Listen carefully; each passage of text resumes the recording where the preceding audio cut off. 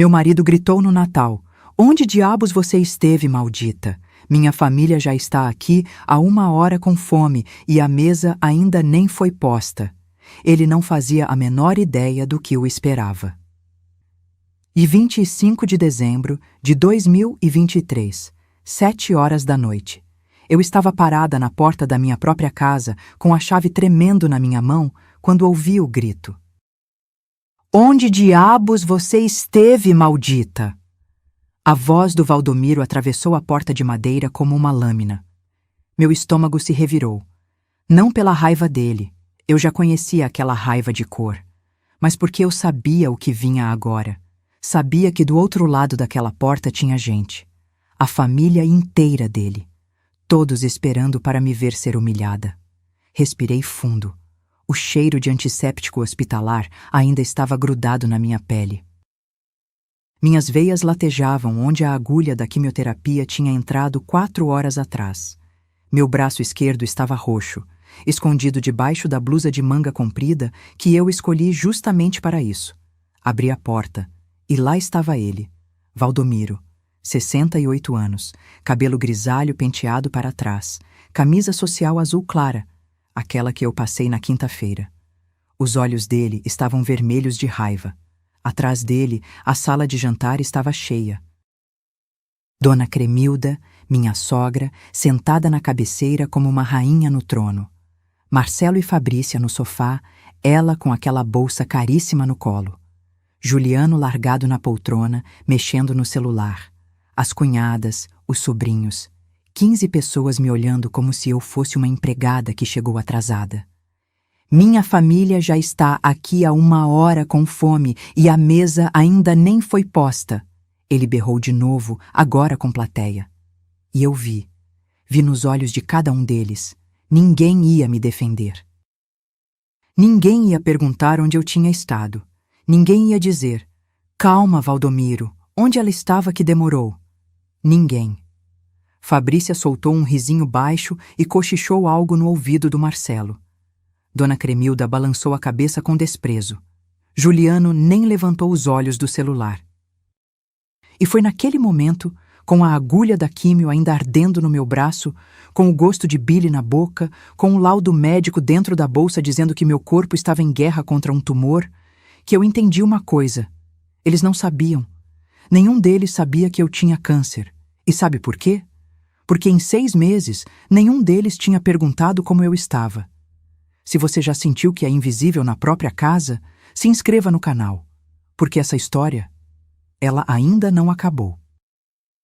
E o que vem agora vai fazer você repensar tudo sobre família. Fechei a porta atrás de mim, coloquei a bolsa no chão e, sem dizer uma palavra, caminhei até a cozinha. Ouvi o Valdomiro bufar. Ouvi a Fabrícia comentar algo sobre falta de consideração. Ouvi Dona Cremilda dizer bem alto: "Essa mulher não presta para mais nada mesmo." Mas eu não respondi, não chorei, não expliquei.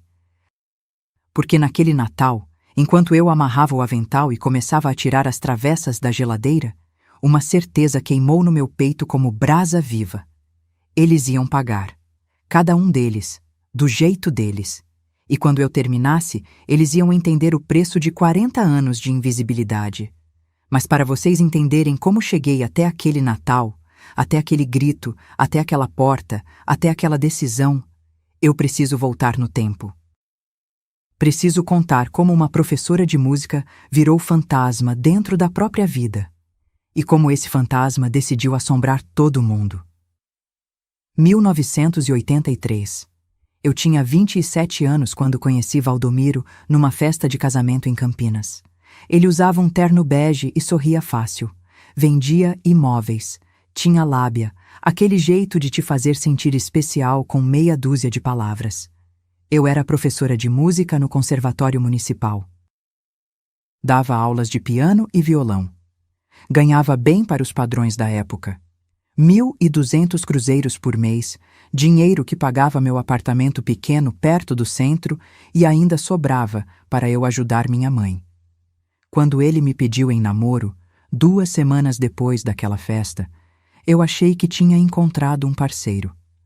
Alguém que respeitava minha independência, Ele dizia que adorava mulheres com cabeça própria. Dizia que era diferente dos homens da geração dele. Mentira. Tudo mentira. Casamos em janeiro de 84. Igreja lotada, vestido simples, festa no salão do bairro, lua de mel em Campos do Jordão. 3 dias que pareciam promessa de vida inteira. Quando voltamos, Valdomiro me levou para conhecer a casa onde moraríamos. Uma casa boa, de 3 quartos, quintal nos fundos, num bairro tranquilo. Só tinha um detalhe que ele esqueceu de mencionar antes. Os pais dele moravam com a gente. Seu Valdemar, o pai, estava com enfisema pulmonar. Passava o dia inteiro tossindo, precisando de nebulização de 4 em 4 horas. Dona Cremilda cuidava dele, mas as pernas dela já não ajudavam muito. Ela tinha 63 anos e artrose avançada. É só temporário, Estela. O Valdomiro me disse naquela primeira noite, me abraçando na cama, enquanto eu olhava para o teto e tentava processar tudo. Só até meu pai melhorar, ou até a gente conseguir pagar alguém para cuidar deles. Temporário. Essa palavra virou piada cruel na minha vida. 3 meses depois, eu pedi demissão do conservatório. Não porque eu quis, mas porque Dona Cremilda teve uma queda. Fraturou o quadril. Precisava de cuidados em tempo integral. E Valdomiro me olhou com aqueles olhos de cachorro abandonado e disse: Amor, você não vai deixar minha mãe sozinha, vai?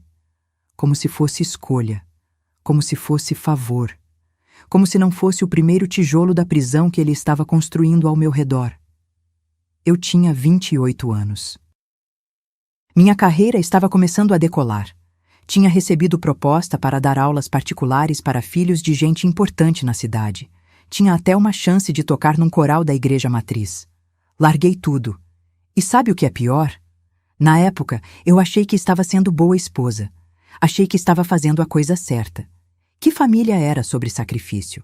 Ninguém me contou que sacrifício sem volta é só burrice com um nome bonito. Bruna nasceu em 85, Marcelo em 87. Juliano em 90. 3 gravidezes, 3 cesarianas, 3 vezes em que o Valdomiro sumiu no dia seguinte ao parto porque tinha reunião importante com o cliente.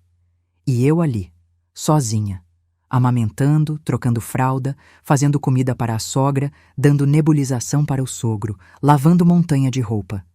Minha mãe faleceu em novembro de 85. Câncer de estômago que levou ela em 4 meses. Eu estava grávida de 6 meses da Bruna quando enterrei minha mãe debaixo de chuva fina, segurando um guarda-chuva preto que o Valdomiro nem se deu ao trabalho de segurar comigo. A herança que ela deixou foi 380 mil cruzados na época, dinheiro de uma casa que ela vendeu no interior. Era meu, só meu, estava no testamento. Para minha filha Estela Maria, para que ela tenha segurança. Valdomiro pegou o dinheiro 3 meses depois. Sentou comigo na mesa da cozinha, com uma pasta cheia de papéis, e me explicou o investimento da nossa vida. Ele ia comprar imóveis para alugar, ia montar a própria imobiliária, ia nos tornar ricos. Você confia em mim, né, amor? Eu assinei os papéis, todos eles, sem ler direito, porque eu estava exausta, com o bebê recém-nascido pendurado no peito, e porque, que Deus me perdoe, eu realmente acreditei nele. O dinheiro sumiu, e com ele sumiu o último pedaço de mim que tinha voz própria. Os anos passaram como borracha de apagar sobre desenho a lápis. Devagar, sem você perceber, até que não sobra nada do que estava ali antes. Eu cuidava da casa, dos filhos, da sogra. O sogro faleceu em 93, mas ela continuou morando com a gente, cada vez mais exigente, cada vez mais cruel. Eu cozinhava, limpava, passava, organizava. E o Valdomiro? Ele prosperou. A imobiliária cresceu. Ele comprou carro novo, trocou o guarda-roupa inteiro. Começou a viajar para congressos, para eventos de networking. Voltava cheirando a perfume que não era meu, mas eu nunca perguntei. Porque nessa altura eu já tinha entendido as regras do jogo. Eu não era esposa. Eu era funcionária, sem salário, sem folga, sem direito a reclamar. Os meninos cresceram.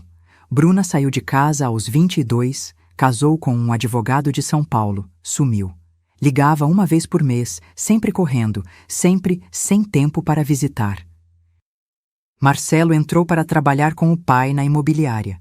Juliano? O Juliano nunca cresceu de verdade. Ficou ali, dependente, tratando a casa como hotel. E eu virei mobília. Aquele tipo de coisa que está sempre ali, mas ninguém repara. Ninguém agradece. Ninguém pergunta se está quebrada.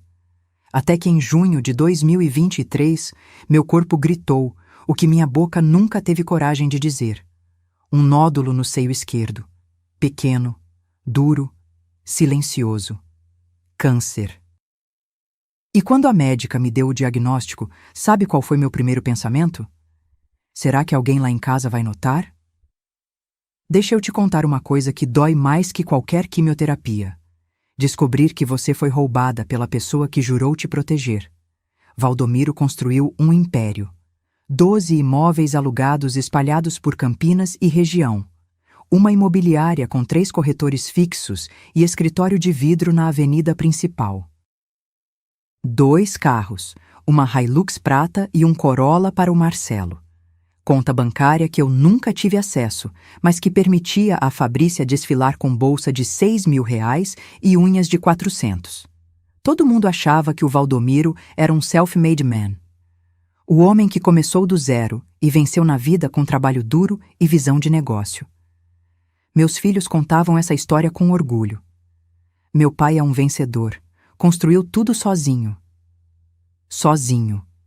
Essa palavra me corroia por dentro como ácido. Porque eu sabia a verdade. Eu sempre soube. Só fingia não saber porque era mais fácil do que encarar o tamanho da traição. Aqueles 380 mil cruzados que minha mãe deixou, o dinheiro da casa dela, da vida inteira dela trabalhando como costureira, não investimos juntos. Valdomiro pegou, colocou tudo no nome dele. Comprou 4 imóveis em leilão da Caixa entre 86 e 88, quando os preços estavam no chão. Essas 4 casas, alugadas desde então, foram a base de tudo. Com o lucro delas, ele comprou mais 3. Depois mais 5, como bola de neve. Hoje, em 2023, essas propriedades geravam R$ 28.000 por mês. Líquidos. Direto na conta dele. E sabe quanto eu recebia? R$ 800. Isso mesmo, R$ 800 para as despesas da casa. Como se comida, luz, gás, produtos de limpeza e remédios da dona Cremilda custassem menos que isso. Como se eu fosse mágica. Quando o dinheiro acabava, e sempre acabava, eu tinha que pedir. Ir até o escritório dele, interromper as reuniões importantes e pedir na frente dos funcionários, como criança pedindo mesada. Valdomiro, preciso de mais R$ 200. O supermercado? Ele suspirava, fazia cara de sofrido, abria a carteira com aquela lentidão proposital para todo mundo ver o sacrifício dele e me entregava as notas como quem faz favor. Toma. Mas administra melhor, Estela. Não é fácil sustentar essa casa. Sustentar, com o dinheiro que veio da minha mãe. Enquanto isso, a Fabrícia, que nunca trabalhou um dia sequer na vida, trocava de roupa toda semana. O Juliano, desempregado há 3 anos, comprava tênis de R$ 1.200. O Marcelo viajava para congressos em Florianópolis, Porto Alegre, Rio de Janeiro. E eu? Eu usava as mesmas 5 blusas há 8 anos. Sandália de R$ 29,90. Calça jeans desbotada que eu mesma ajustava quando engordava ou emagrecia. Uma vez, em 2019, eu pedi um vestido novo para ir no casamento da sobrinha do Valdomiro. Algo simples, R$ 150 numa loja do centro. Ele olhou para mim como se eu tivesse pedido um carro. R$ 150 num vestido? Você tá louca, Estela? A gente não tá nadando em dinheiro, não. 2 semanas depois, ele comprou um relógio de R$ 2.800. Presente de cliente, ele disse. Preciso estar bem apresentado para fechar negócios. Eu fui no casamento com um vestido que a Bruna tinha deixado para trás há 10 anos. Azul desbotado, com elástico frouxo na cintura. A Fabrícia olhou para mim naquele dia e disse na frente de todo mundo: Ai, dona Estela, a senhora não tem nada mais atual para vestir? O Marcelo riu. O Valdomiro fingiu não ouvir. E eu? Eu abaixei a cabeça e fingi que não doeu. Mas a pior descoberta não foi o dinheiro que ele me negava, foi o dinheiro que ele escondia. Lembra que eu te falei do apartamento na praia? Deixa eu te contar essa. Em 2015, Valdomiro comprou um apartamento em Ubatuba. Investimento, ele disse. Vou alugar para a temporada. Colocou no nome dele, óbvio. Eu nem assinei nada, nem sabia o endereço direito. Ele dizia que o apartamento rendia uns 1.500 por mês, que mal pagava o condomínio. Que era mais dor de cabeça que lucro. Mentira. Descobri, muito tempo depois, mas já vou chegar lá, que o apartamento estava alugado fixo desde 2016. R$ 3.500 mensais. Contrato de 2 anos que se renovou automaticamente. 7 anos alugado. 3.500 por mês. Façam as contas comigo. R$ 294 mil. Quase 300 mil que entraram na conta dele, que ele nunca declarou direito, que ele nunca mencionou. Enquanto eu mendigava R$ 200 para comprar frango. Enquanto eu remendava lençol velho porque não tinha dinheiro para jogo novo. Enquanto eu tomava remédio genérico para pressão alta, que eu desenvolvi de tanto engolir humilhação, porque o de marca era muito caro. E o pior é que aquele apartamento estava no meu nome. Isso mesmo. Por alguma razão burocrática que só advogado explica direito, o imóvel tinha sido registrado como meu. Provavelmente para pagar menos imposto ou para proteger patrimônio em caso de processo contra a imobiliária dele. Eu era dona, mas não sabia. Eu tinha direito àquele dinheiro todo, mas ele embolsou. E durante 7 anos eu vivi como indigente dentro da casa que meu próprio suor tinha construído. Tem uma noite que eu nunca vou esquecer. Outubro de 2022, meu aniversário de 66 anos. Acordei, fiz café, arrumei a casa, preparei almoço. Ninguém disse nada. Valdomiro saiu cedo para a reunião. Voltou às 8 da noite, jantou, assistiu jornal, foi dormir. Nem feliz aniversário. Eu fiquei sentada na cozinha, sozinha, olhando para o bolo que eu mesma tinha feito. Simples, de laranja, sem vela, e pensei: será que se eu morrer amanhã, eles vão sentir minha falta? Ou só vão sentir falta de quem cozinha, lava e limpa? A resposta veio 1 ano depois. Naquele Natal de 2023, naquele grito, porque para eles eu não era mãe. Não era esposa, não era pessoa, eu era utilidade. E quando a utilidade falha, você não tem valor nenhum, mas eles ainda não sabiam de uma coisa. Utilidades quebradas podem ser consertadas, pessoas invisíveis podem acordar, e fantasmas. Bem, fantasmas podem assombrar. Deixa eu desenhar um quadro para você entender o tipo de gente que morava debaixo do mesmo teto que eu. Valdomiro, meu marido, 68 anos. Dono de imobiliária, pai de família respeitado no bairro, membro do Rotary Club. Para o mundo, ele era exemplo. Dentro de casa, era tirano. Ele tinha um jeito de te diminuir sem levantar a voz. Uma sobrancelha levantada quando você falava. Um suspiro profundo quando você entrava na sala. Um silêncio que dizia mais que qualquer grito: você não importa. Tinha dias que ele passava por mim como se eu fosse parede, literalmente.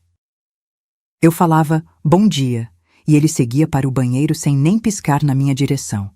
Mas se a Fabrícia chegasse, aí ele era todo sorrisos. Como está, minha filha? Quer um café? Minha filha. A nora dele recebia mais carinho em 5 minutos do que eu em 5 anos.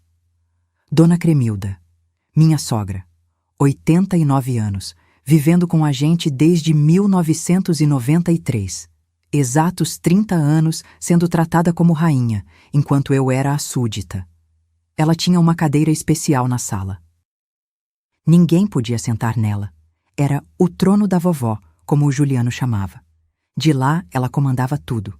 Controlava os horários das refeições, reclamava da temperatura da casa, criticava cada prato que eu fazia. Esse arroz está empapado, Estela. Essa carne está dura, Estela. Minha falecida sogra fazia melhor, Estela. Toda santa refeição, alguma crítica. E sabe o que o Valdomiro fazia? Ria. Mãe tem razão, Estela. Você podia caprichar mais. Ela tomava remédio para pressão, para diabetes, para tireoide. 7 comprimidos diferentes por dia. E quem organizava, quem lembrava os horários, quem marcava consulta, quem ficava 3 horas na fila do posto de saúde? Eu. E sabe quantas vezes ela me agradeceu nesses 30 anos? Nenhuma. Marcelo, meu filho mais velho, 38 anos. Trabalhava com o pai na imobiliária, ganhava bem, uns R$ 8.000 por mês. Casado com a Fabrícia há 9 anos. O Marcelo sempre foi o preferido do Valdomiro, o sucessor. Desde pequeno, aprendeu que agradar o pai era mais importante que qualquer outra coisa, inclusive respeitar a mãe. Ele me olhava com pena, aquele tipo de pena que é quase desprezo, como se eu fosse criatura fraca, incapaz, que tinha escolhido aquela vida. Uma vez, em 2021, eu tentei conversar com ele. Disse que me sentia cansada, que precisava de ajuda nas tarefas da casa. Ele estava mexendo no celular, nem levantou os olhos. Mãe, a senhora tem 89 anos morando aqui com a gente. A vida da senhora é tranquila. Para de drama. 89 anos? Ele estava falando da avó dele. Nem percebeu que tinha confundido. Para ele, eu e a dona Cremilda éramos a mesma coisa. Velhas inúteis que ocupavam espaço.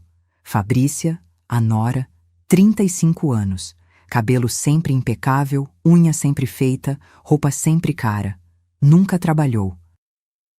Vivia do salário do Marcelo, ou seja, vivia do dinheiro que veio da minha herança.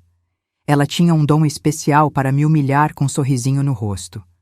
Ai, dona Estela, a senhora não quer que eu ensine a fazer creme hidratante caseiro? Ajuda com essas rugas? Nossa, dona Estela, a senhora não pensa em pintar esse cabelo? Tá muito branco, envelhece. Tadinha da senhora, deve ser tão cansativo cuidar dessa casa enorme sozinha. Mas fazer o quê, né? A vida é assim. Tadinha. Ela me chamava de tadinha na frente dos outros, e todo mundo ria como se fosse carinho. Um dia, eu estava lavando louça depois do almoço de domingo. Ela entrou na cozinha, pegou um copo d'água e ficou me observando. Depois disse, com aquela voz melosa: Sabe, dona Estela, a senhora é um exemplo. Nunca vi ninguém tão conformada com a vida. É admirável. Conformada, como se ser pisoteada fosse virtude. Bruna, minha filha, 35 anos, morava em São Paulo. Casada com um advogado, 2 filhos que eu mal conhecia. Ela ligava uma vez por mês, sempre correndo, sempre com desculpa para não visitar. Oi, mãe, tudo bem? Olha, não vou poder ir aí no aniversário do pai. Tá muito corrido aqui, mas mando um presente. Beijo. Tchau. 3 minutos de ligação. Se muito. No Natal ela mandava cesta de presente. Panetone, vinho, castanhas. Nunca um "Como você está?" de verdade. Uma vez, em 2022, ela postou foto no Facebook com a sogra dela. As duas abraçadas, sorrindo. Legenda: Minha segunda mãe, te amo. Eu olhei aquela foto durante 10 minutos, tentando entender onde foi que eu errei, o que eu fiz para que minha própria filha preferisse a sogra a mim. Então entendi. Eu nunca fui mãe presente para ela porque estava ocupada demais sendo escrava de todo mundo. E agora, ela me tratava do mesmo jeito que aprendeu em casa, como alguém que não merece atenção. Juliano, o caçula, 32 anos, desempregado há 3 anos. Morava no quarto dos fundos, Acordava meio-dia, passava o dia jogando videogame. Ele era o pior de todos, porque os outros pelo menos fingiam educação. O Juliano nem isso. Ele me chamava para fazer as coisas gritando do quarto. Mãe, Cade, o almoço! Como se eu fosse cachorro que vem quando assobia. Deixava roupa suja espalhada pelo chão. Copos e pratos empilhados na escrivaninha. Eu entrava no quarto dele para limpar e quase vomitava do cheiro. Uma tarde eu estava passando mal. Tontura, náusea, efeito colateral da químio que ninguém sabia que eu fazia. Sentei na beira do sofá tentando respirar. O Juliano passou por mim. Foi na geladeira, pegou o último pedaço de bolo que eu tinha feito. Eu disse, com a voz fraca: Filho, eu estava guardando esse pedaço para comer depois. Ele me olhou, deu uma mordida gigante e falou de boca cheia: Ué, mãe, se queria tinha comido antes. E saiu rindo. Essa era a minha família. 5 pessoas que moravam da minha comida, da minha limpeza, do meu cuidado, e me tratavam como se eu devesse gratidão por estar ali. Nenhum deles perguntava se eu estava bem, se eu precisava de alguma coisa, se eu tinha sonhos, planos, vontades. Para eles, eu era função, não pessoa. E a gota d'água, aquela que transborda o copo e afoga tudo, aconteceu 3 semanas antes daquele Natal. Meu aniversário, 67 anos. Ninguém lembrou. Literalmente ninguém. Eu fiquei o dia inteiro esperando. Um telefonema, uma mensagem, um abraço de mentira que fosse. Nada. À noite, o Valdomiro chegou em casa, jantou e foi dormir. Eu fiquei na cozinha sozinha, olhando para o calendário na parede, com o dia 28 de outubro circulado de caneta vermelha. Eu mesma que circulei, com uma esperança idiota de que alguém ia perceber. E foi naquela noite, no silêncio da casa que eu limpava todo dia, que eu tomei uma decisão. Se eu sobrevivesse ao câncer, eles não iam me ver morrer como capacho. Iam me ver viver como leoa. Junho de 2023. Consultório da doutora Renata, mastologista. Paredes cor de gelo, aquele cheiro de álcool em gel que gruda na garganta. Eu estava sentada numa cadeira de couro frio, as mãos suando, esperando o resultado da biópsia. Eu já sabia. Não sei explicar como, mas eu sabia. A doutora entrou com uma pasta na mão e aquele olhar que médico tem quando a notícia é ruim. Sentou, respirou fundo e disse: Estela, é câncer. Carcinoma ductal invasivo, estágio 2. Vamos precisar começar o tratamento imediatamente. Câncer. A palavra caiu na sala como bomba. Mas sabe o que foi mais assustador? Eu não chorei. Não entrei em pânico. Não perguntei, por que eu? Eu perguntei outra coisa. Quanto tempo eu tenho se não tratar? A doutora franziu a testa. Estela, não pensa nisso. O tratamento tem ótimas chances de... Quanto tempo? Ela hesitou. Depende de muitos fatores. Mas sem tratamento, talvez 2, 3 anos. E seriam anos difíceis. 2 anos. Fiquei olhando para o diploma dela na parede, tentando processar, tentando decidir se aquilo era tragédia ou libertação. Porque no fundo, e isso dói admitir, uma parte de mim pensou: se eu morrer, pelo menos descansa. Que tipo de vida eu estava vivendo quando a morte parecia descanso? A doutora continuou falando. Quimioterapia, 12 sessões, terças e quintas. Cada sessão duraria umas 4 horas. Depois, avaliariam se precisava de cirurgia. E então, ela perguntou algo que mudou tudo. Você quer que eu converse com seu marido? Com seus filhos? Muitas pacientes trazem familiares para esse tipo de consulta. Eu olhei para ela. E pela primeira vez em 40 anos, eu disse a verdade em voz alta. Se eu morresse amanhã, doutora, quanto tempo levaria para eles perceberem? Ela não soube o que responder. Eu continuei, e minha voz saiu mais firme do que eu esperava. Eles só notariam quando a comida não estivesse pronta, quando a roupa não estivesse lavada, quando a casa estivesse suja. Não vou contar. Não quero piedade de quem nunca me deu amor.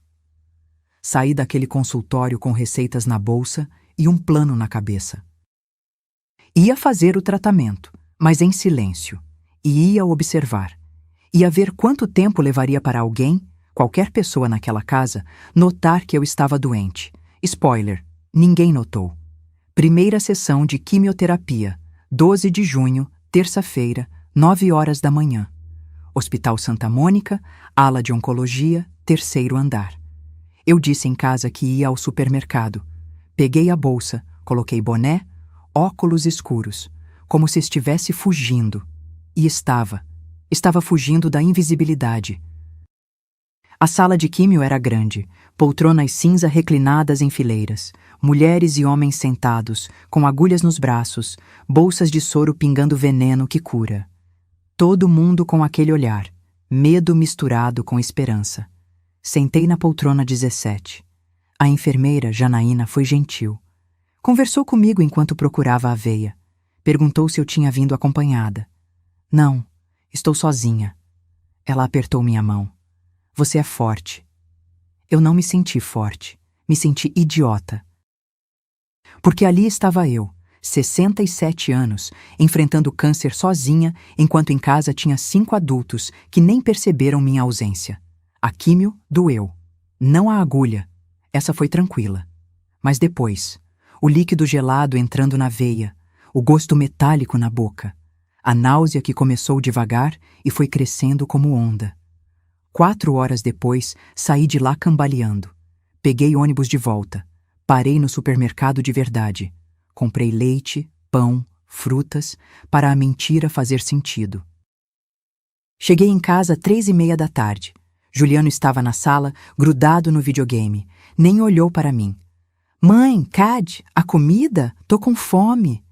Engoli a náusea, fui para a cozinha e fiz macarrão. 3 semanas se passaram assim. Terças e quintas na químio.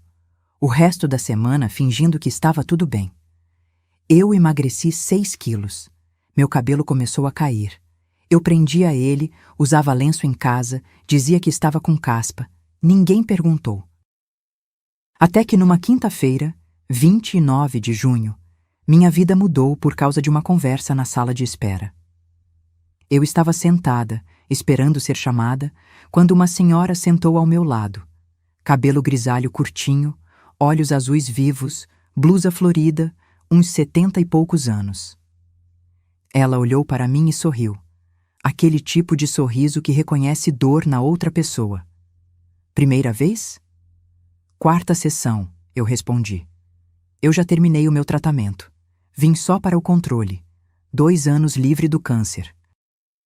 Ela estendeu a mão. Hildete. Estela. A gente ficou conversando. Ela me contou que teve câncer de mama aos 70 anos. Fez químio, radioterapia, mastectomia e venceu. Mas a parte importante da história não foi o câncer, foi o que veio depois. Sabe, Estela, o câncer me ensinou uma coisa. A vida é curta demais para viver sendo capacho. Eu olhei para ela, surpresa com a palavra. Ela continuou. Eu passei 60 anos da minha vida servindo. Marido, filhos, netos. Nunca fiz nada para mim. Quando descobri o câncer, meu filho, aquele que eu criei sozinha depois que o pai dele morreu, sabe o que ele disse? Eu balancei a cabeça. Ele disse, Mãe, você não pode ficar doente agora. Quem vai cuidar dos meus filhos enquanto eu e minha mulher trabalhamos? Meu estômago revirou. Não de náusea da químio, de raiva. E o que você fez? Hildete sorriu. Aquele sorriso de quem sabe segredo poderoso. Mandei ele contratar babá, vendi a casa, peguei o dinheiro e viajei o mundo. Fui para Paris, Roma, Buenos Aires, conheci gente, vivi, e hoje moro num apartamento pequenininho só meu, recebo ele 1 vez por mês e durmo em paz. Ela segurou minha mão. Estela, você vai morrer sendo capacho ou vai viver sendo dona de si? Aquela pergunta ecoou na minha cabeça o caminho inteiro de volta para casa. Quando cheguei, o Valdomiro estava no escritório, porta entreaberta. Ele falava ao telefone com alguém. Eu passei devagar e ouvi. O apartamento de Ubatuba tá rendendo bem. 3.500 limpos. Mas não comenta com ninguém, não. Estou declarando só parte. Meu coração gelou. 3.500? Ele sempre disse que era 1.500. Foi naquela noite, deitada na cama ao lado de um homem que me roubava há décadas, que eu decidi. Não ia só sobreviver ao câncer. Ia sobreviver àquela família. E ia fazer cada um deles pagar pelo que fizeram comigo. O Nastinines. Tem um momento na vida em que você para de chorar e começa a calcular. Aquela noite foi o meu. Deitada na cama, ouvindo o Valdomiro roncar como se não tivesse acabado de me roubar R$ 3.500 por mês durante anos, eu fiz contas mentais. R$ 3.500. 12 meses. 7 anos desde 2016. R$ 294.000. Quase 300 mil que ele embolsou enquanto eu mendigava dinheiro para comprar sabão em pó. A raiva queimou no meu peito como brasa. Mas não era raiva cega. Era raiva fria, calculada, perigosa.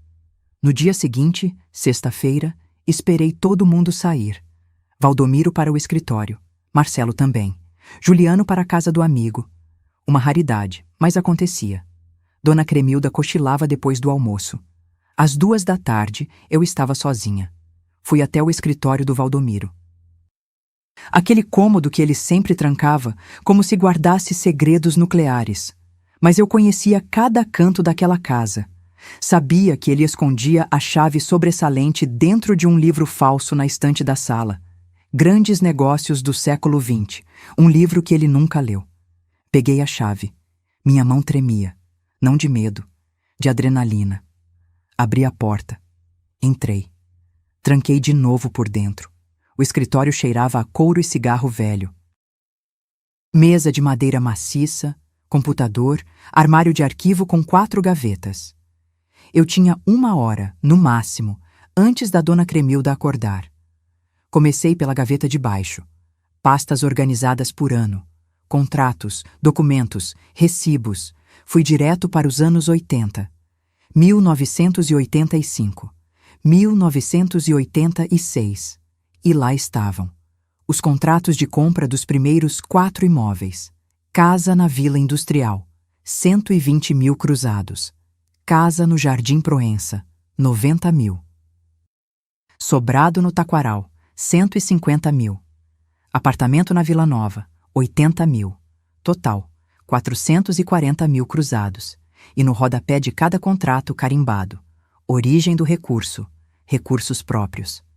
Recursos próprios, a herança da minha mãe. Eu fotografei tudo com o celular, cada página, cada assinatura. Minha mão já não tremia mais. Continuei procurando. Pasta de 2015. Lá estava, escritura do apartamento em Ubatuba, Rua das Toninhas, número 342. Apartamento 103. E o nome no documento? Estela Maria Cavalcante dos Santos. Meu nome completo, com meu CPF. O apartamento era meu, sempre foi meu. E ele alugava, recebia, gastava, sem me contar, sem me dar um centavo. Fotografei, respirei fundo. Continuei. Foi na 3ª gaveta que encontrei a bomba. Um envelope pardo com a palavra testamento, escrita em caneta azul na frente. Abri. Era o testamento do Valdomiro, feito em 2018 no cartório do centro. Assinado. Reconhecido firma. Li cada linha. E a cada linha, meu sangue fervia mais. Ele deixava tudo, tudo, dividido entre os 3 filhos. A casa, os imóveis, as contas bancárias, as cotas da imobiliária. Para mim? A minha esposa Estela Maria, confiro usufruto vitalício da residência principal, desde que não contraia novas núpcias. Usufruto. Eu podia morar na casa até morrer. Mas não era dona. Se eu arranjasse outro companheiro, como se isso fosse possível ou desejável, eu perdia até isso. 40 anos de casamento. 40 anos construindo patrimônio. E eu valia menos que inquilino. Fotografei cada página daquele testamento maldito. Quando terminei, já era 3h20. Coloquei tudo de volta exatamente onde estava. Tranquei o escritório. Devolvi a chave. Fui para a cozinha fazer café como se nada tivesse acontecido. Mas tudo tinha acontecido. Nos dias seguintes, virei detetive da própria vida. Comprei um gravador pequeno, daqueles de jornalista, numa loja de eletrônicos no centro. R$ 240 que tirei da minha mesada. Comecei a gravar tudo. Toda humilhação, todo desrespeito, toda conversa em que era tratada como lixo. Terça-feira à tarde, Dona Cremilda me chamou para levar chá na sala. Liguei o gravador no bolso do avental. Esse chá tá fraco, Estela. Parece água suja. Desculpa, Dona Cremilda. Faço outro. Não precisa. Já tô acostumada com coisa mal feita. Gravado. Quinta de noite, jantar em família. Juliano reclamou da comida. Esse feijão tá sem gosto, mãe. Parece que você não põe tempero de propósito. Valdomiro riu. Sua mãe tá ficando velha. Já não sabe mais cozinhar. Marcelo concordou. É, mãe, o feijão tá meio aguado mesmo. Gravado. Mas a gravação mais importante aconteceu num sábado. Eu estava no quintal estendendo roupa. A janela do quarto do Marcelo estava aberta. Ele e a Fabrícia conversavam alto. Achavam que eu não ouvia. Liguei o gravador e cheguei mais perto. Sério, amor, a gente precisa pensar no futuro. Era a voz da Fabrícia. Seus pais não vão durar para sempre. Não fala assim. Marcelo, sem muita convicção. Estou sendo realista. Seu pai já tem 68 anos. Sua mãe, 67. E com a saúde da sua avó, enfim. A casa vale quanto? Uns 900 mil. Talvez 1 milhão se reformar. E o terreno da Barão de Itapura? Aquele que meu pai comprou em 2012? Uns 2 milhões fácil. Tá em área nobre. Fabrícia suspirou. Quando a velha bater as botas, a gente vende tudo e divide com seus irmãos. Com a nossa parte, dá para comprar um apartamento melhor e sobra para investir. A velha. Ela estava falando de mim, planejando meu funeral antes do corpo esfriar. Marcelo riu. Você é terrível, sabia? Estou pensando no nosso futuro, amor. No futuro dos nossos filhos. Essa casa aqui é grande demais, gasta demais. Melhor liquidar e partir para algo mais prático. Liquidar. Como se eu fosse ativo falido. Fiquei ali parada, segurando o lençol molhado, gravador no bolso, engolindo lágrimas de raiva. Naquela noite, transferi todas as gravações para o computador. Salvei em 3 pendrives diferentes. Um escondi dentro de uma lata de farinha no armário. Outro dentro do forro velho de um casaco que ninguém usava. O terceiro mandei pelo correio para a casa da Bruna, dentro de um pacote com receitas da vovó escrito na frente. Ela nunca abriria, mas estava seguro. As provas estavam reunidas, documentos que mostravam que o império foi construído com meu dinheiro, gravações que provavam o desrespeito constante, contrato que provava que eu tinha imóvel em meu nome que ele escondia, testamento que provava que ele me deixaria na miséria, conversa dos filhos planejando minha herança como abutres. Faltava só uma coisa: advogado. E foi num dia de quimioterapia, conversando de novo com a Hildete, que encontrei a solução. Estela, você precisa da doutora Letícia, advogada especialista em direito de família. Ela me ajudou a me divorciar do meu segundo marido quando descobri que ele tinha amante. Pegou metade de tudo para mim. Hildete anotou o telefone num papel. Liga para ela. Conta tudo. Ela vai saber o que fazer. Guardei aquele papel como quem guarda passaporte para país novo. Porque era exatamente isso. Eu estava fugindo. Fugindo da prisão que construíram para mim. E diferente de presa comum, eu não ia fugir de mãos vazias. Ia levar o que era meu. Cada centavo. Cada migalha de dignidade. E ia deixar eles com o que eles mereciam. Nada além da própria mesquinhez. Voltemos àquele Natal. 25 de dezembro de 2023. 7 da noite. Eu tinha saído de casa às 3 da tarde. Sessão de quimioterapia de emergência. Meus glóbulos brancos tinham despencado e a doutora Renata me ligou pedindo para eu ir imediatamente. Risco de infecção grave. Mandei mensagem no grupo da família. Vou demorar. Comecem sem mim se precisar. Ninguém respondeu. Fiquei 4 horas no hospital. Agulha grossa no braço esquerdo. Soro. Medicação para fortalecer a imunidade. O corpo doía inteiro. Aquela dor surda de osso, como se alguém tivesse me moído. Quando saí, 7 menos 10, eu mal conseguia andar direito. Peguei táxi. R$ 15 que eu não tinha, mas não aguentaria ônibus. Cheguei em casa às 7h05. De longe, já vi os carros na rua. A Hilux do Valdomiro, o Corolla do Marcelo, o Civic velho do cunhado Reinaldo.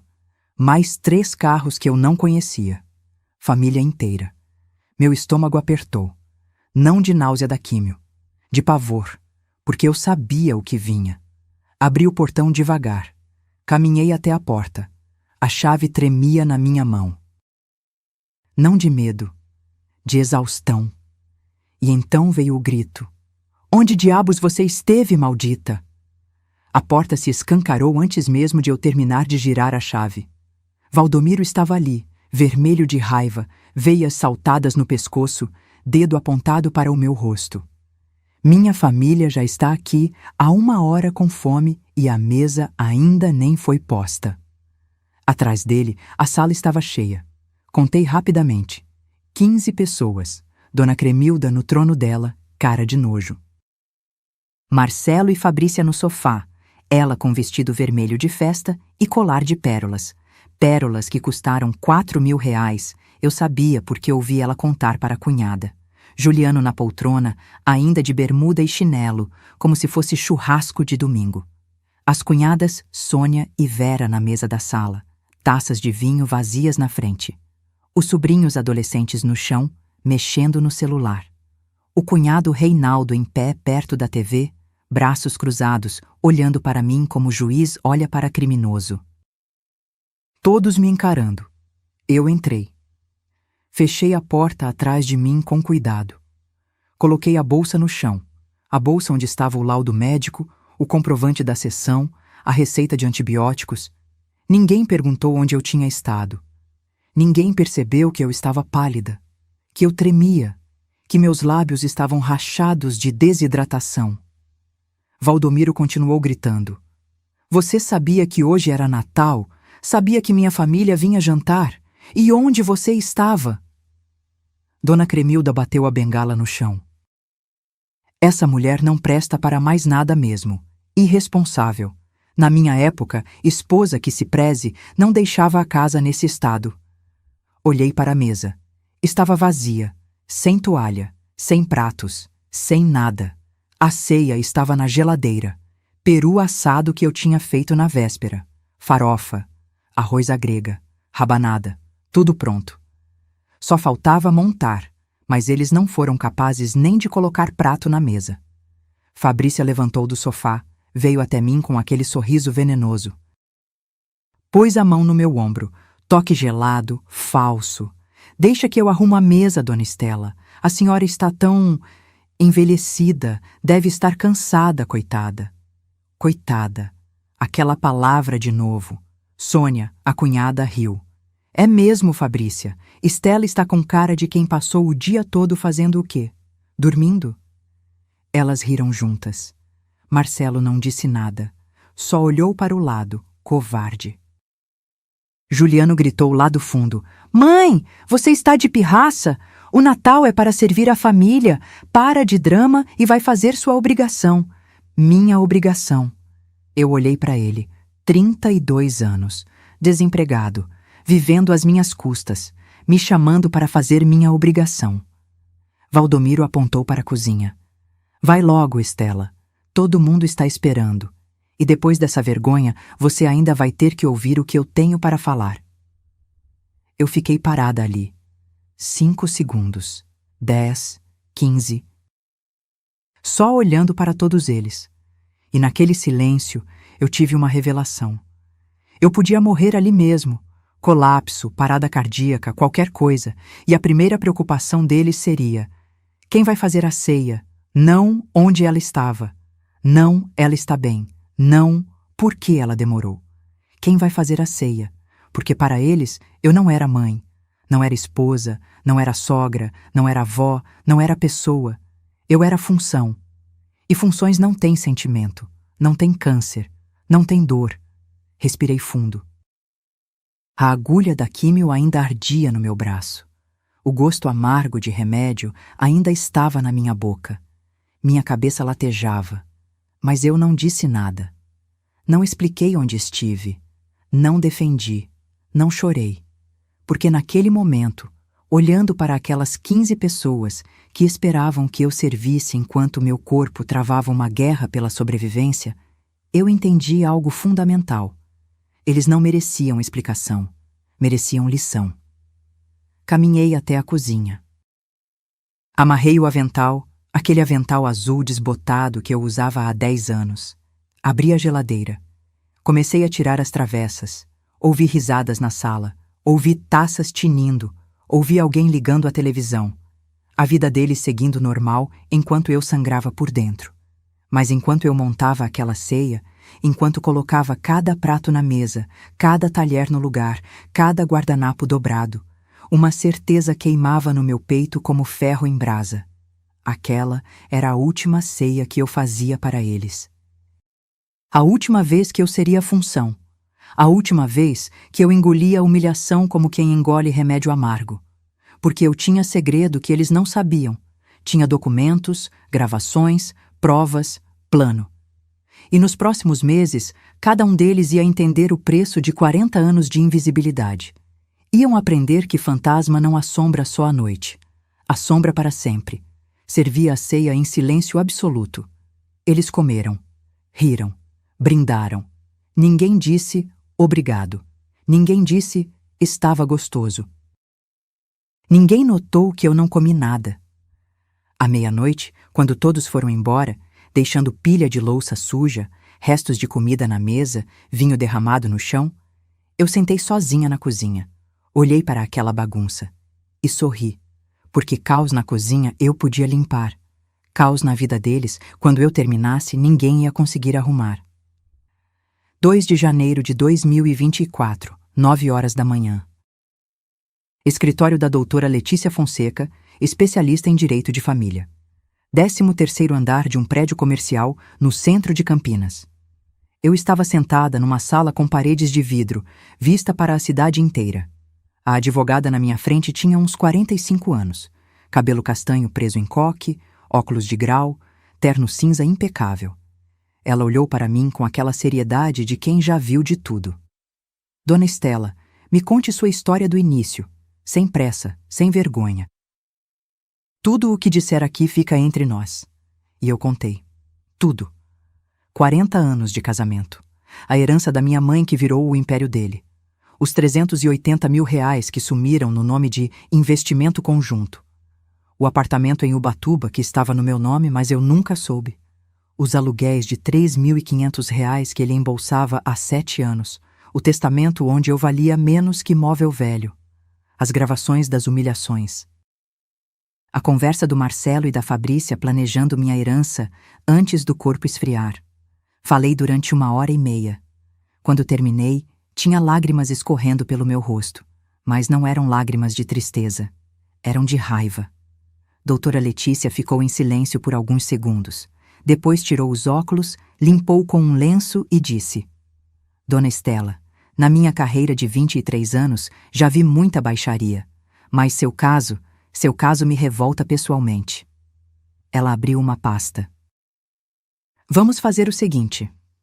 Primeira coisa, separação judicial com pedido de partilha de bens. Você tem direito a 50% de tudo que foi construído durante o casamento.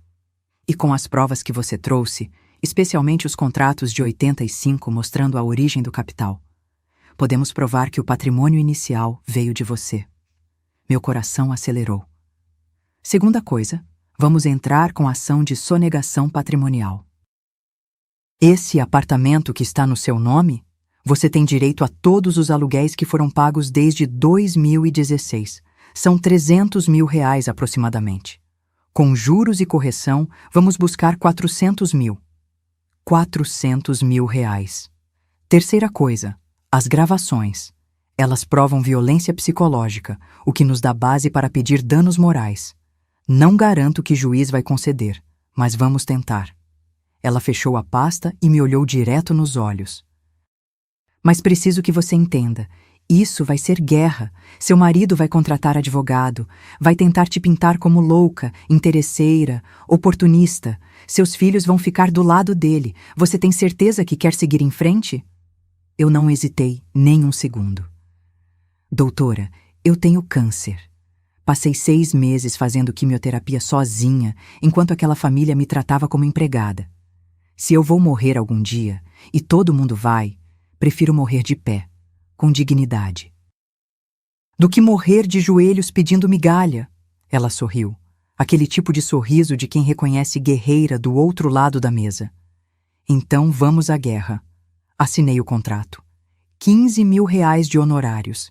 Dinheiro que tirei da conta secreta que minha mãe tinha deixado, aquela que ninguém sabia que existia. 125 mil reais guardados em banco desde 1983, no meu nome de solteira. Herança que Valdomiro nunca descobriu porque nunca se deu ao trabalho de perguntar se eu tinha algo meu. Janeiro virou fevereiro. Fevereiro virou março. E nesses 90 dias eu me transformei. Por fora continuei a mesma. Acordava cedo, fazia café, limpava a casa, cozinhava, servia. Mas por dentro? Por dentro eu era furacão. Toda terça e quinta eu ia para a sessão de quimioterapia. Mas agora também ia para o escritório da doutora Letícia. A gente montou o caso como quebra-cabeça, cada documento, cada gravação, cada prova de que eu tinha sido roubada, humilhada, apagada. Foi a doutora Letícia quem sugeriu algo que mudou tudo. Dona Estela, seu marido teve algum relacionamento anterior? Algum filho de outro casamento? Eu pisquei, surpresa. Teve. Ele foi casado antes. Durou só 3 anos. Tem um filho desse casamento, o Samuel. Mas eles são afastados há mais de 40 anos. Os olhos dela brilharam. A gente precisa encontrar esse Samuel. Levou 2 semanas, mas encontramos. Samuel Ferreira dos Santos, 45 anos, morava em Ribeirão Preto, gerente de banco, casado, 2 filhos. Liguei para ele num sábado de manhã. Alô? Samuel? Meu nome é Estela. Sou a segunda esposa do seu pai. Silêncio do outro lado. Eu sei quem você é. O que quer? A voz dele era dura, cheia de mágoa antiga. Preciso conversar com você, pessoalmente. É sobre seu pai. E acho que você vai querer ouvir. 2 dias depois, eu estava sentada num café em Ribeirão Preto. Samuel entrou. Alto, cabelo grisalho nas têmporas, óculos de armação preta. Tinha os olhos do Valdomiro, mas o olhar era diferente. Era olhar de quem sofreu abandono e nunca esqueceu. Sentou na minha frente, pediu café e disse: "Fale." Eu contei tudo. Ele me ouviu em silêncio. Quando terminei, ele ficou olhando para a xícara de café vazia por um longo tempo. Então disse: "Meu pai me abandonou quando eu tinha 5 anos. Fugiu com você. Desculpa a sinceridade." E nunca mais olhou para trás. Minha mãe criou eu sozinha. Trabalhou como faxineira para me dar educação. Morreu de derrame aos 57 anos. Ele não foi no enterro. A voz dele tremeu. Se você está me procurando porque quer que eu testemunhe contra ele, pode contar comigo. Porque esse homem não é pai, é fantasma, e fantasmas não merecem lealdade. Samuel virou minha testemunha principal. Ele tinha documentos provando que Valdomiro nunca pagou pensão. Tinha fotos da infância pobre que ele teve. Tinha prontuário médico da mãe dele, mostrando que ela trabalhou até ter derrame porque não tinha ajuda de ninguém. Mais provas, mais munição. Em março, fiz o último exame de controle do câncer. Tomografia. Marcadores tumorais. Consulta com a doutora Renata. Quando ela entrou no consultório com o resultado, estava sorrindo. "Estela, é remissão completa. O tumor reduziu 98%. Está inativo. Você venceu." Remissão completa. Eu tinha vencido o câncer. E agora ia vencer a guerra. Naquela mesma semana, comprei passagem de avião para Lisboa. Aida, em 20 de abril. Volta aberta. 6 meses morando com minha prima Georgina, que tinha se mudado para Portugal em 2010. Tirei passaporte novo. Separei roupas. Fiz lista do que levar. E em cada preparação, eu sentia poder crescendo dentro de mim. Poder de quem sabe que está fazendo a coisa certa. Poder de quem não tem mais nada a perder. Porque eu tinha enfrentado a morte. Tinha olhado nos olhos dela durante 6 meses de quimioterapia. E tinha saído viva. Comparado com isso, Valdomiro era formiga. 15 de abril. Domingo. Almoço em família. Todo mundo na mesa. Valdomiro na cabeceira. Dona Cremilda ao lado. Marcelo, Fabrícia, Juliano. Eles comiam meu frango assado, meu arroz, minha salada, reclamavam que o sal estava demais, que a carne estava seca. E eu? Eu olhava para cada um deles e pensava: aproveitem, porque essa é a última refeição que faço para vocês. À noite, sozinha no quarto, abri o armário. Olhei para malas vazias esperando para serem enchidas. E sorri. Porque o fantasma que eles criaram estava prestes a virar vingança. E vingança, quando bem servida, não precisa ser quente. Só precisa ser certeira. 15 de abril de 2024, segunda-feira, 10 da manhã.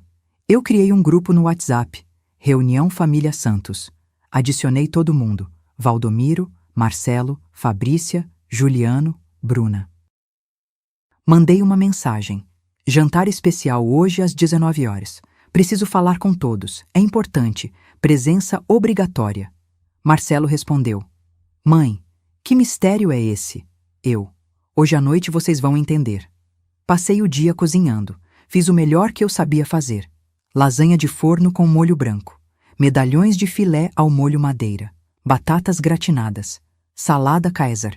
Pavê de chocolate para a sobremesa. Ironia deliciosa. A última ceia que eu faria para eles seria a mais elaborada. Às 6h30, comecei a arrumar a mesa. Toalha de linho branca, pratos de porcelana, aqueles que só usávamos em ocasiões especiais, taças de cristal, guardanapos dobrados em formato de flor. Valdomiro passou pela sala e franziu a testa. Por que tanta frescura, Estela? É especial, eu disse. Ele bufou e foi assistir jornal. 7 horas. A campainha tocou. Bruna tinha vindo de São Paulo. Ela entrou apressada, olhando para o celular. Mãe, não posso demorar muito. Deixei as crianças com minha sogra, e ela não gosta de ficar até tarde. Nem abraço, nem beijo, só aviso de que ia embora logo. Todos se sentaram. Valdomiro na cabeceira. Dona Cremilda do lado direito dele. Marcelo e Fabrícia do lado esquerdo. Juliano na ponta, Bruna ao meu lado. Eu servi a comida. Eles comeram, elogiaram. Pela primeira vez em anos, elogiaram. Essa lasanha está ótima, mãe, disse Marcelo. Pavê tá uma delícia, disse Juliano. Até Dona Cremilda murmurou: está aceitável. Quando terminaram a sobremesa, Valdomiro limpou a boca com guardanapo e perguntou: Bom, Estela, qual é a reunião importante? Eu levantei, fui até a sala. Peguei minha bolsa. Voltei com ela e uma pasta parda que escondi debaixo do aparador. Sentei. Olhei para cada um deles. E disse: Eu tenho algumas coisas para contar. E vocês vão me ouvir até o final. Valdomiro revirou os olhos. Estela, que dramalhão é esse? Cala a boca e escuta. O silêncio caiu na mesa como bomba. Ninguém esperava aquilo. Eu nunca tinha mandado o Valdomiro calar a boca. Respirei fundo e comecei. Primeira coisa, eu tenho câncer de mama. Descobri em junho do ano passado. Fiz 12 sessões de quimioterapia sozinha. Toda terça e quinta, enquanto vocês achavam que eu estava no supermercado, eu estava com agulha no braço tomando veneno que mata a célula para não morrer. Bruna arregalou os olhos. Mãe, não me interrompe. Ela fechou a boca. Nenhum de vocês percebeu. 6 meses. Emagreci 8 quilos. Meu cabelo caiu. Eu prendia e usava lenço. Eu tinha náusea constante, dor no corpo, cansaço. E ninguém perguntou se eu estava bem. Valdomiro tentou falar. Estela, eu não sabia. Segunda coisa. Minha voz saiu firme como nunca. Essa família, esse patrimônio, esses 12 imóveis que vocês acham que o Valdomiro construiu sozinho, foi com o dinheiro da minha mãe. Joguei os contratos em cima da mesa. 380 mil cruzados em 1985. Herança que minha mãe deixou para mim, e que ele pegou e colocou tudo no nome dele. Marcelo pegou um dos contratos, leu, ficou pálido. Terceira coisa, esse apartamento em Ubatuba que vocês nem sabem que existe, está no meu nome. E o Valdomiro aluga ele há 7 anos por R$ 3.500 mensais. Quase R$ 300 mil que ele embolsou. Sozinho, sem me dar um centavo. Valdomiro levantou da cadeira. Estela, você enlouqueceu? Onde você arranjou essas mentiras? Não são mentiras. Peguei a gravação, coloquei para tocar. A voz do Valdomiro saiu do celular. O apartamento de Ubatuba tá rendendo bem. 3.500 limpos. Mas não comenta com ninguém, não. Estou declarando só parte. A cara dele ficou branca como papel. Quarta coisa. Peguei o testamento, joguei na mesa. Valdomiro fez testamento em 2018, deixando tudo para vocês 3. Para mim, usufruto da casa. Enquanto eu não arrumar outro marido. 40 anos de casamento, e eu valho menos que inquilina. Bruna começou a chorar. Quinta coisa. Apertei play em outra gravação. A voz da Fabrícia encheu a sala. Quando a velha bater as botas, a gente vende tudo e divide com seus irmãos. Fabrícia ficou vermelha. Marcelo abaixou a cabeça. Vocês estavam planejando meu funeral, dividindo minha herança, enquanto eu ainda estava viva. Juliano tentou falar. Mãe, isso foi tirado de contexto. Cala a boca, Juliano. Você, que nunca trabalhou um dia na vida, que eu sustento há 3 anos, que me trata como empregada, cala a boca. Ele emudeceu. Olhei para todos eles, um por um. Sabe qual foi a pior parte de tudo isso? Não foi ser roubada. Não foi ter câncer sozinha. Foi perceber que para vocês eu nunca fui pessoa. Fui utilidade. Cozinheira, faxineira, enfermeira, mas nunca mãe, nunca esposa. Nunca ser humano com sentimento. Lágrimas escorriam pelo meu rosto agora, mas não eram lágrimas de tristeza. Eram lágrimas de libertação. E sabe o que eu vou fazer agora? Peguei a última pasta. Minha advogada já entrou com pedido de separação judicial, com partilha de bens, com ação de sonegação patrimonial, com pedido de danos morais, e eu vou atrás de cada centavo que me pertence. Valdomiro explodiu. Você não pode fazer isso. Essa casa é minha. Esse dinheiro é meu. Era seu. Porque foi construído com o meu dinheiro. E agora você vai devolver. Levantei da mesa. Amanhã eu viajo para Lisboa. Vou morar 6 meses com minha prima. Quando voltar, espero que a justiça já tenha decidido a partilha. E espero nunca mais ter que ver a cara de nenhum de vocês. Bruna se levantou, chorando. Mãe, eu não sabia. Não sabia porque nunca perguntou, Bruna. Nunca ligou de verdade. Nunca quis saber. Peguei minha bolsa. Olhei para todos eles uma última vez. E o jantar de hoje? Podem lavar a louça vocês mesmos, porque essa última ceia foi meu presente de despedida. Caminhei até a porta. Valdomiro gritou atrás de mim. Você vai se arrepender, Estela. Você não consegue viver sem mim.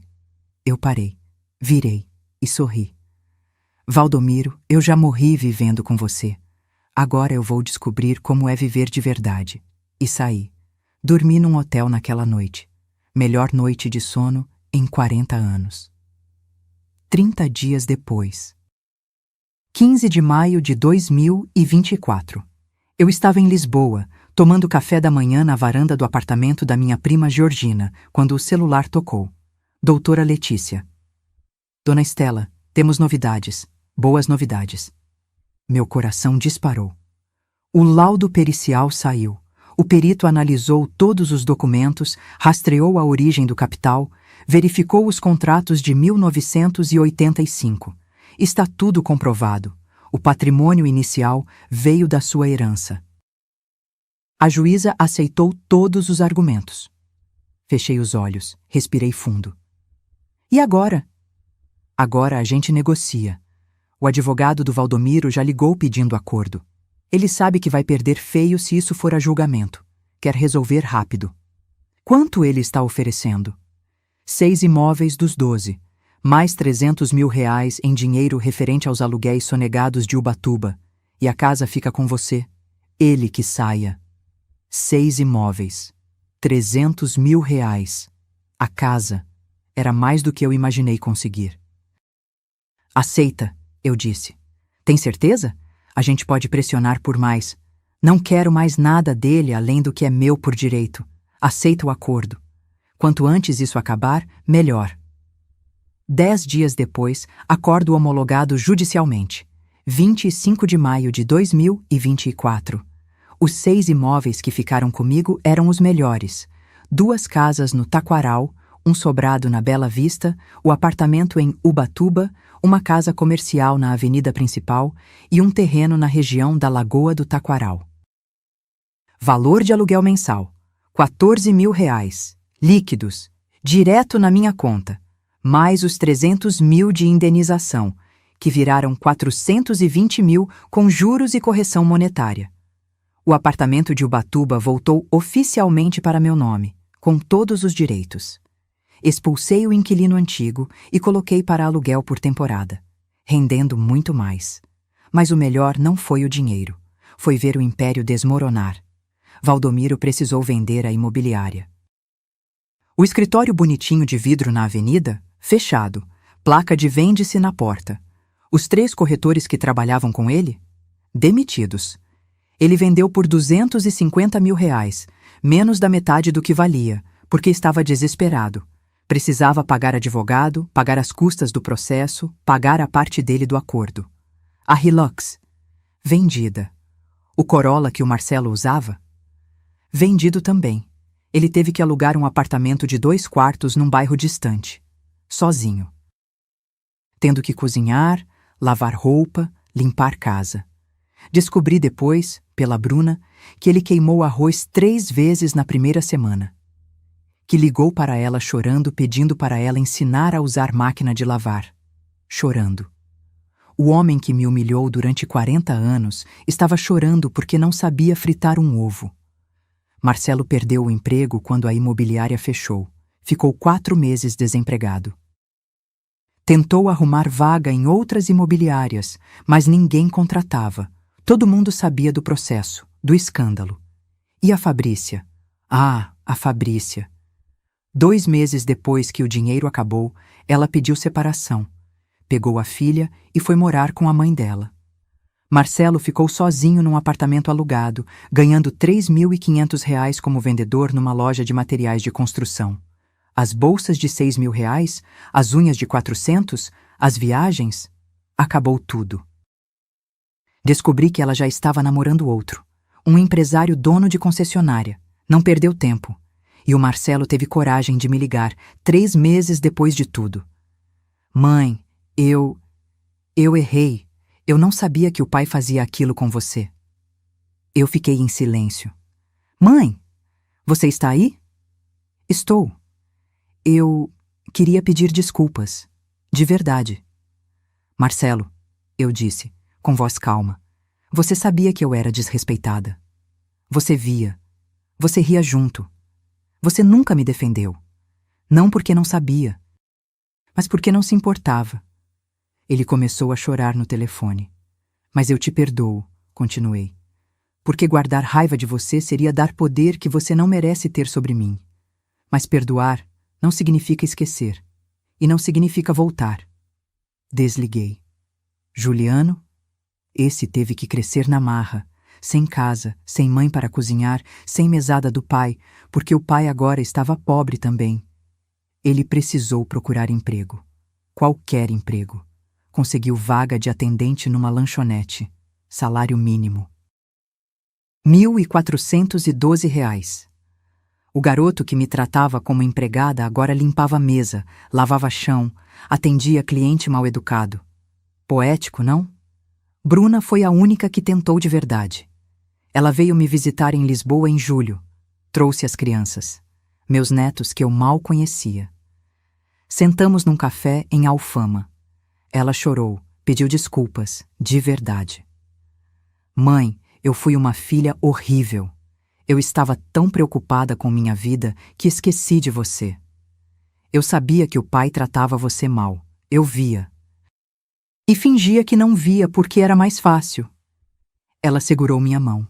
Me desculpa, por favor. Olhei para ela, para os olhos dela molhados de lágrima verdadeira. E eu vi algo que não vi nos outros. Arrependimento real. Eu te perdoo, Bruna, mas você precisa entender. A gente não volta a ser o que era, porque o que era quebrado. Podemos construir algo novo, mas vai levar tempo. Ela concordou. E desde então, a gente conversa toda semana. De verdade. Não aquelas ligações de 3 minutos. Conversas de mãe e filha tentando se reencontrar. Samuel, o filho do primeiro casamento do Valdomiro, testemunhou no processo. Contou sobre o abandono, sobre a mãe dele trabalhando sozinha, sobre os anos sem pensão. A juíza ficou revoltada. Usou o testemunho dele como prova de padrão de comportamento abusivo. Pesou contra o Valdomiro. Depois do processo, eu e Samuel viramos amigos. Ele me chama de Dona Estela, com respeito. Diz que eu sou mais mãe para ele, mesmo sem ter criado ele, do que o pai dele foi a vida inteira. Ironia bonita, não? E Dona Cremilda, a rainha do trono? Ela foi morar com o Marcelo, no apartamento pequeno, sem empregada, sem ninguém para servir ela. O Marcelo agora sabe o que é cuidar de idosa exigente, o que é ouvir reclamação em cada refeição, o que é acordar de madrugada porque ela precisa de remédio, o que é aguentar desprezo diário. 3 meses depois, ele me ligou de novo. Mãe, como você aguentou 30 anos? Eu ri. Desliguei. Em setembro, recebi notícia. Valdomiro teve um AVC leve. Passou 4 dias internado. Nenhum dos filhos foi visitar. Estavam ocupados. Ele saiu do hospital sozinho, de táxi. E eu não senti pena. Senti justiça. Porque durante 40 anos ele me fez invisível. E agora ele entendia o que era ser invisível de verdade. Ser esquecido. Ser descartado. Ser função que deixou de funcionar. A vida tem dessas ironias. Você colhe exatamente o que planta. E ele plantou desprezo durante décadas. Agora colhia solidão. Novembro de 2024. 6 meses depois. Lisboa, Portugal. Acordo às 7 da manhã, com o sol entrando pela janela do meu apartamento em Alfama. É um apartamento pequeno, 2 quartos, varanda com vista para o Tejo, azulejos antigos nas paredes. Aluguei por 1.200 euros. Consigo pagar fácil com os aluguéis que recebo do Brasil. Levanto. Faço café, aquele café português forte que aprendi a amar. Sento na varanda com uma manta nos ombros, porque mesmo em novembro, aqui é fresco de manhã. Olho para o rio, para os barcos passando, para a cidade acordando devagar. E respiro. Respiro sem peso no peito, sem nó na garganta, sem medo do que vem depois. Pela primeira vez em 40 anos, eu respiro livre. O câncer? Remissão completa. Última tomografia em outubro. Limpa. Marcadores tumorais. Normais. A doutora Renata disse que minha recuperação foi surpreendente. Que pacientes com perfil emocional positivo se recuperam melhor. Perfil emocional positivo. Engraçado, né? Eu passei a vida inteira em perfil emocional negativo. E só melhorei quando tirei o tumor verdadeiro da minha vida. Aquela família parasita. Hoje é terça-feira, dia que eu dou aula de piano. Sim, voltei a dar aula. Tem uma escola comunitária aqui perto, num bairro chamado Graça. Eles precisavam de professora de música voluntária. Eu me ofereci. Agora, toda terça e quinta, das 9 ao meio-dia, eu ensino piano para crianças portuguesas. Crianças de 8, 9, 10 anos, olhinhos brilhando quando conseguem tocar música inteira pela primeira vez. Sorriso enorme quando acertam o ritmo. Elas me chamam de Professora Estela, com respeito, com carinho, e eu ensino de verdade. Não porque sou obrigada, mas porque eu quero. Porque finalmente, aos 68 anos, eu estou fazendo o que sempre amei e nunca pude fazer. Às 3 da tarde, encontro a Hildete num café na Baixa. A gente virou amigas de verdade. Ela mora aqui em Lisboa há 3 anos, num apartamento em Santos. A gente se encontra 2 vezes por semana para tomar chá, comer pastel de nata, conversar sobre vida. Foi ela quem me apresentou ao grupo de mulheres 60+. 8 senhoras portuguesas e brasileiras que se reúnem toda sexta para jantar, conversar, rir. Mulheres que, como eu e a Hildete, decidiram que nunca é tarde para viver de verdade. Semana passada, a gente foi a Sintra. Visitamos o Palácio da Pena. Subimos escadas. Tiramos fotos. Rimos como adolescentes. Mês que vem, vamos para o Porto. Depois, planejamos Espanha. Estou vivendo tudo que nunca vivi. E sabe o que é melhor? Estou vivendo com o meu dinheiro. Não preciso pedir. Não preciso explicar. Não preciso mendigar.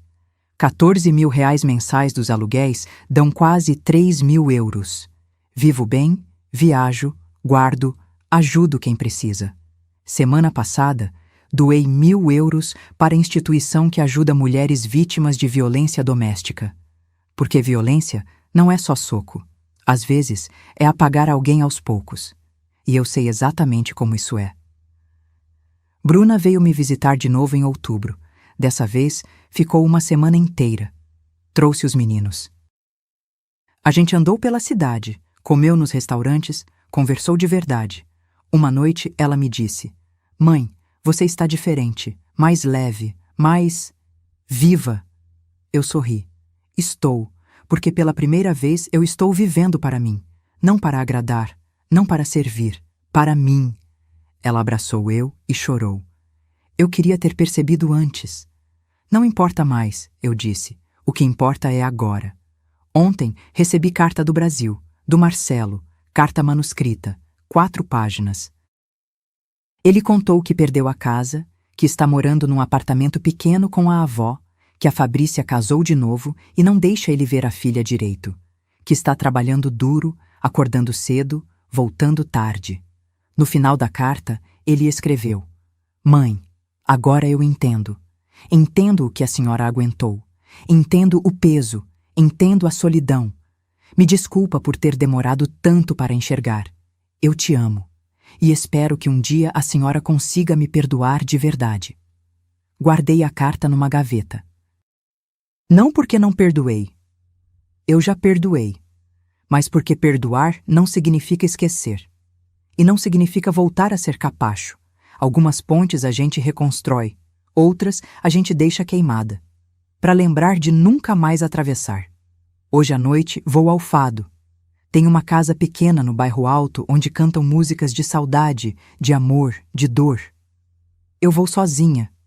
Peço vinho do Porto, ouço as canções. E às vezes choro. Mas não choro de tristeza. Choro de gratidão. Porque o câncer, por mais horrível que tenha sido, me ensinou a coisa mais importante. A vida é curta demais para viver sendo sombra, curta demais para pedir licença para existir, curta demais para aceitar migalhas na mesa que você mesma preparou. Olho pela janela agora, enquanto escrevo essas últimas palavras. O sol está se pondo sobre o Tejo. O céu está pintado de laranja, rosa, roxo. E eu penso em tudo que passei. Em tudo que perdi, em tudo que ganhei. Perdi 40 anos sendo invisível. Mas ganhei o resto da vida sendo inteira. Perdi uma família que nunca me amou de verdade, mas ganhei a mim mesma, e isso vale mais que qualquer patrimônio. Tem gente que vai dizer que eu fui egoísta, que abandonei família, que fui vingativa. E sabe o que eu respondo? Durante 40 anos, eu fui altruísta. Cuidei de todo mundo, coloquei todo mundo na frente. E quase morri por isso. Literalmente. Agora, eu escolho eu. E isso não é egoísmo, é sobrevivência, é dignidade, é amor próprio. Então, se você está lendo isso, ou ouvindo, e se reconheceu em alguma parte da minha história, escuta o que eu tenho para te dizer. Não espera o câncer, não espera o grito, não espera eles perceberem seu valor, porque eles não vão perceber. Pessoas que te tratam como função nunca vão te enxergar como pessoa. Levanta, respira fundo e vai viver, porque você merece, sempre mereceu. E nunca, nunca é tarde demais para começar de novo. Hoje, aos 68 anos, eu finalmente nasci. E essa mulher que eu sou agora, ela não pede licença para existir. Ela não aceita migalhas. Ela não se curva para tirano. Ela simplesmente vive, com dignidade, com coragem, com amor próprio. E se isso incomoda alguém? Problema é deles, não meu, porque eu aprendi que a única pessoa que você não pode abandonar é você mesma, e eu nunca mais vou me abandonar.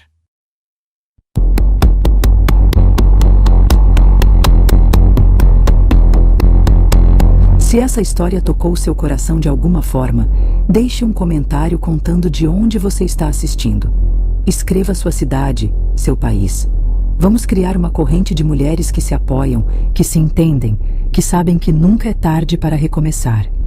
Curta esse vídeo se você acredita que dignidade não tem preço. E se inscreva no canal para continuar acompanhando histórias reais de mulheres que escolheram viver, não apenas sobreviver. Porque sua história também importa, e você também merece ser vista.